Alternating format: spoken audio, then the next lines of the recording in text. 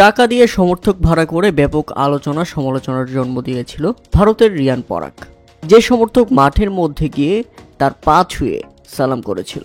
এই ঘটনা কেন আপনাদের মনে করিয়ে দিলাম তার একটা কারণ আছে।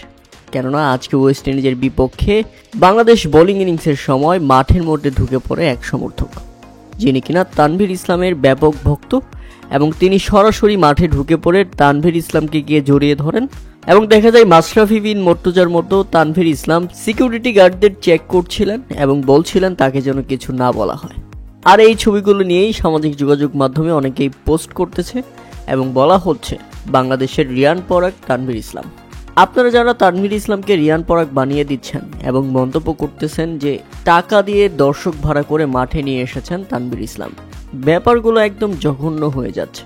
কেননা একজন ক্রিকেটারের, সে হোক নতুন কিংবা তারকা, তার ফ্যান ফলোয়ার, তার ভক্ত থাকতেই পারে। আর মাঠের মধ্যে একজন সমর্থক ঢুকে নতুন কোনো ক্রিকেটারকে বুকে জড়িয়ে ধরলে তখন সেটা টাকায় কেনা ভক্ত হতে পারে না। আমাদের দৃষ্টিভঙ্গি পরিবর্তন করতে হবে। প্রিয় দর্শক, আজকের এই মুহূর্ত যারা উপভোগ করেছেন তারা অবশ্যই আমাদের কমেন্ট করে জানাবেন। আর বাংলাদেশের এই জয় দীর্ঘ 1046 দিন পর মিরপুরে জিতল বাংলাদেশ, সেটা কেবল রিশাদ হোসেনের জন্য সম্ভব হয়েছে।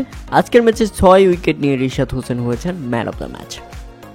প্রিয় দর্শক, এই মুহূর্তে বড় খবর, যারা ক্রিকেট নিউজ নিয়ে কাজ করতে চান কিন্তু ভিউ পাচ্ছেন না, আমার একটা রেডি চ্যানেল আছে, আমি সময় দিতে পারছি না, যে কারণে সেল করে দিব।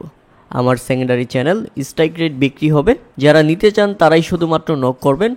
ডিসক্রিপশনে হোয়াটসঅ্যাপ নাম্বার দেওয়া আছে, যারা নিতে চান না তারা অযথা এই নাম্বারে নক করে বিরক্ত করবেন না। ধন্যবাদ।